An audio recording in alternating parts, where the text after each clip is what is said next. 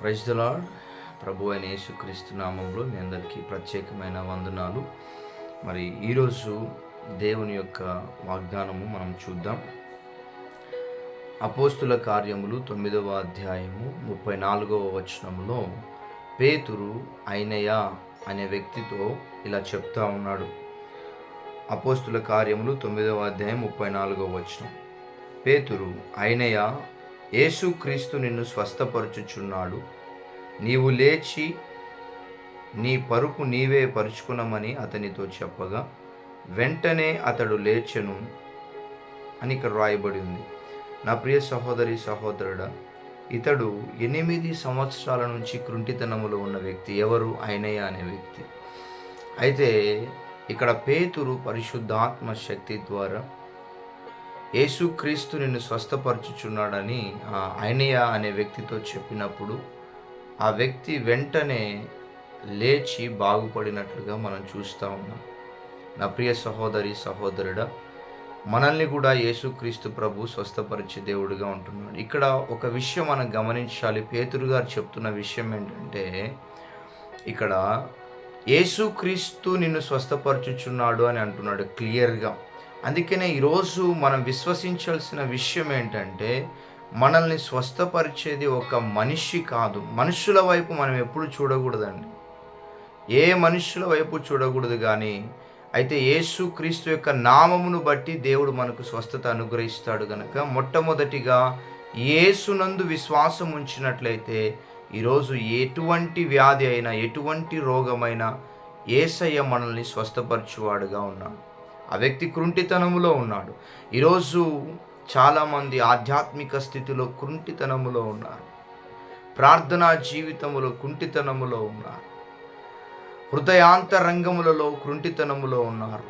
ఆత్మలో కుంటితనములో ఉన్నారు.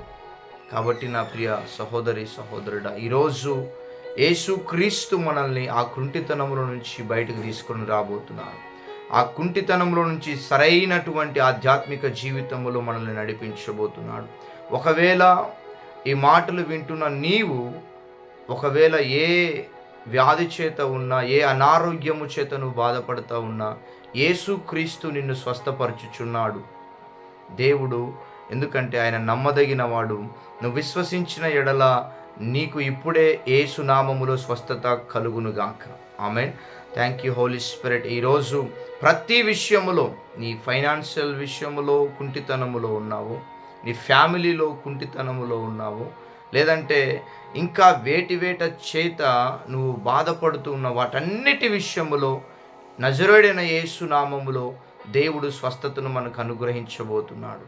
కాబట్టి ఈరోజు మనలందరినీ కూడా స్వస్థపరుస్తున్నది ఎవరయ్యా అంటే యేసుక్రీస్తు ప్రభువు స్వస్థపరచబోతున్నాడు. దేవునికి స్తోత్రం. మీ అందరి కొరకు ఒక చిన్న ప్రార్థన చేయాలని ఆశపడతా ఉన్నాను. ఈ ప్రార్థనలో ఏకీభవించండి.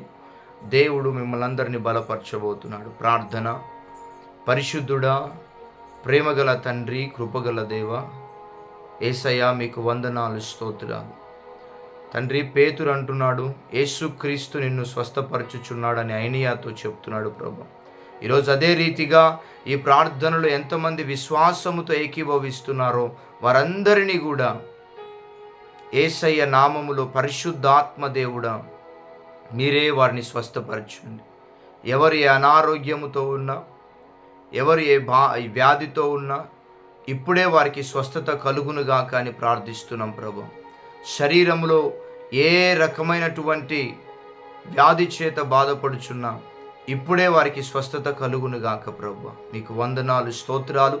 ఒకవేళ ఆధ్యాత్మికంగా రోగము కలిగి ఉంటే ప్రభు, ఎదగలేని స్థితిలో ఉంటే ఇప్పుడే వారికి యేసు నామములో స్వస్థత కలుగునుగాక నాయన. ఆధ్యాత్మికంగా మీ బిడ్డలను బలపరచండి, కాపాడండి. వందనాలు, స్తోత్రాలు ప్రభా. ఈ రోజంతటిలో మీ బిడ్డలను బలపరచండి. వారి జాబ్స్లలో, వారి ప్రయాణములో, సమస్తములో మీ కృప తోడుగా ఉంచి నడిపించండి. ఎవరైతే ఫైనాన్షియల్ ప్రాబ్లమ్స్తో ఉన్నారో విడిపించండి ప్రభా. నీకు వందనాలు, స్తోత్రాలు చెల్లిస్తున్నాము నాయన.